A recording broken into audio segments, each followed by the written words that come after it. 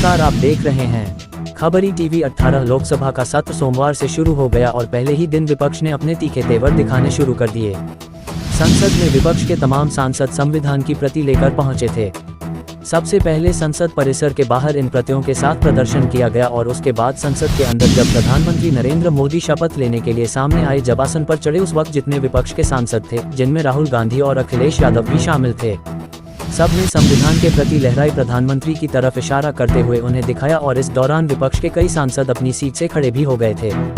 प्रधानमंत्री इस दौरान ना उनकी नहीं देख रहे थे। इसके बाद उन्होंने अपनी शपथ पढ़नी शुरू की और शपथ उनकी पूरी होने के बाद जब वह सबका अभिवादन करते नजर आए तो उनकी नजरें मिली राहुल गांधी और अखिलेश यादव से, जो कि विपक्ष की बेंच की तरफ बैठे हुए थे।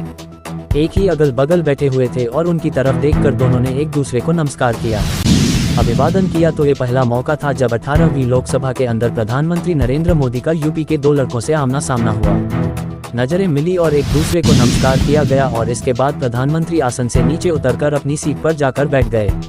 लेकिन ये जो कुछ आज हुआ, जिस तरीके से विपक्ष के हौसले बुलंद हैं, जिस तरीके से विपक्ष लगातार आक्रामक है, क्योंकि ऐसे कई मुद्दे हैं। पहला दिन तो सब नहीं चला जाएगा, लेकिन मुद्दों की कोई कमी नहीं है। विपक्ष के पास मुद्दे इस तरीके से हैं कि चाहे नीट पेपर लीक का मसला हो, चाहे बंगाल में हुआ ट्रेन हादसा हो, या फिर कश्मीर में जिस तरीके से आतंकी हमले हो रहे हैं, और भी कई सारे ऐसे मुद्दे हैं जिनको लेकर विपक्ष सरकार को घेरने की इस सत्र में पूरी कोशिश करेगा। और राजू की विपक्ष की ताकत अब पहले से काफी ज्यादा बढ़ गई है।